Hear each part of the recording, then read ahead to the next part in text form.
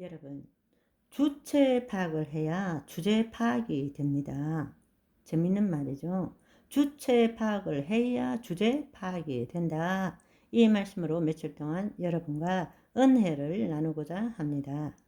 마침 오늘 신명기 17장을 읽는데 개역 개정판에는 무법하게 행하는 일, 이 부분이 킹 제임스 성경에는 주제 넘게 행한다로 나오더라고요.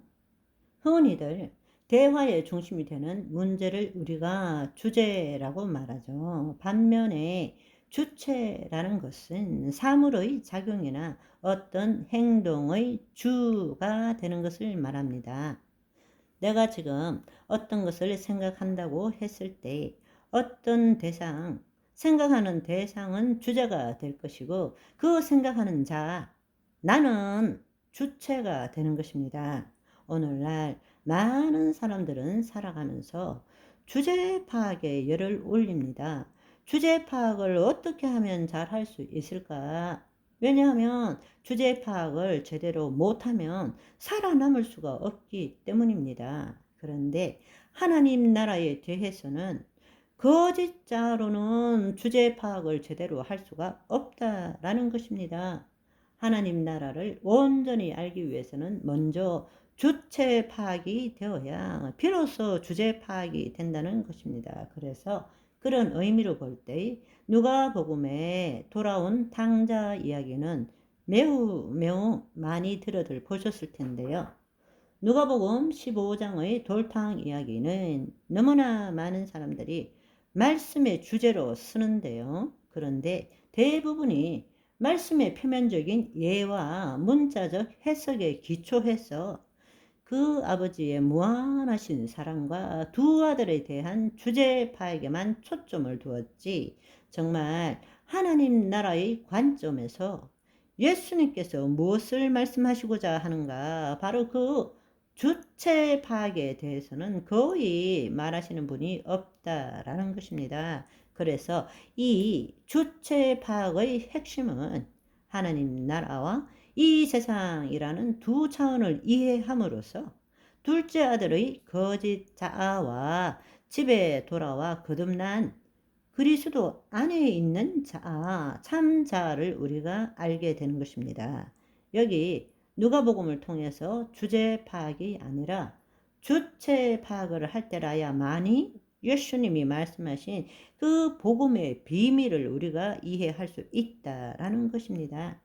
누가복음 안에는 하나님 나라와 이 세상이라는 차원에 대한 이야기가 있고 거짓자와 예수 그리스도로 말미암아 거듭난 자, 그리스도 안에 있는 자, 참자, 이 이야기가 이 안에 들어있다는 사실입니다. 그래서 돌탕 이야기를 할 때 우리는 한 번도 생각해 본 적 없는 두 가지에 대해서 먼저 나누어 보았으면 합니다.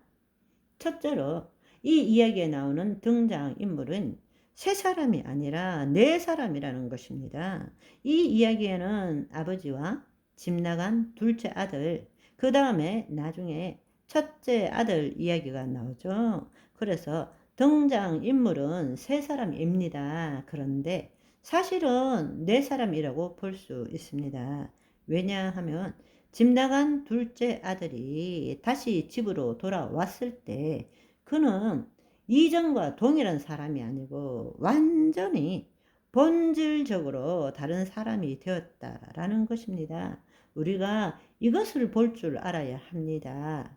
우리는 둘째 아들이 돌아왔을 때 아버지께서 무조건적 사랑으로 용납해 주시고 새 옷, 새 가락지, 그리고 새 신발을 신겨주시고 잔치를 벌인 이 이야기를 읽고 또 들을 때면 하나님 아버지의 말할 수 없는 은혜라고만 생각합니다. 그러나 만약에 우리가 그렇게만 생각한다면 사실 이 이야기는 방탕한 아들의 방탕한 아버지 이야기밖에는 되지 않는다는 것입니다.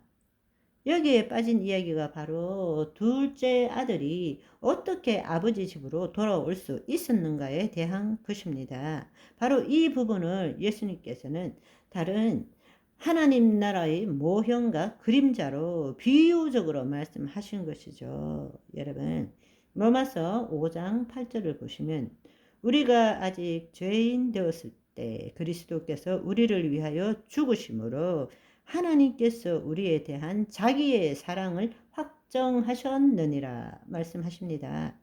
로마서 3장 25절을 보시면 이 예수를 하나님이 그의 피로서 믿음으로 말미암는 화목 제물로 세우셨으니 이는 하나님께서 길이 참으시는 중에 전에 지은 죄를 간과하심으로 자기의 의로우심을 나타내려 하심이니라 말씀하십니다.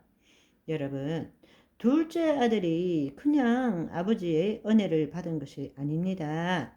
하나님은 사랑의 하나님이시지만 공의의 하나님이시기도 합니다. 그리고 하나님께서는 놀랍게도 우리를 로봇처럼 만드신 것이 아니라 자녀에게 자유의지를 주신 것입니다. 그래서 아들이 아버지가 죽기 전임에도 불구하고 그의 분깃을 유산으로 달라고 해서 집 나갈 때에 그 아버지는 사랑 때문에 허락하신 것입니다. 그러나 그 아버지 집으로 아들이 다시 돌아올 때는 아버지의 공의를 만족시켜야 합니다. 바로 이 일을 위해서 이 땅에 오신 분이 바로 예수 그리스도십니다. 그분이 바로 이 땅에 은혜와 진리를 가지고 오신 것입니다. 기억나십니까? 율법은 모세로 말미암아 주어진 것이고 은혜와 진리는 예수 그리스도로 말미암아 온 것이니라. 예수님께서 우리를 대신하여 십자가에 못 박히신 것이 은혜이고 그분께서 당신의 피로 하늘 성소에 친히 들어가서 하나님의 공의를 만족시킨 것입니다. 그리고 말씀이신 진리의 말씀이신 영이고 생명이신 그 예수님께서 우리 안에 오셔서 우리로 하여금 하나님의 의를 나타내게 하신 것입니다. 아멘. 오늘은 여기까지. 바이.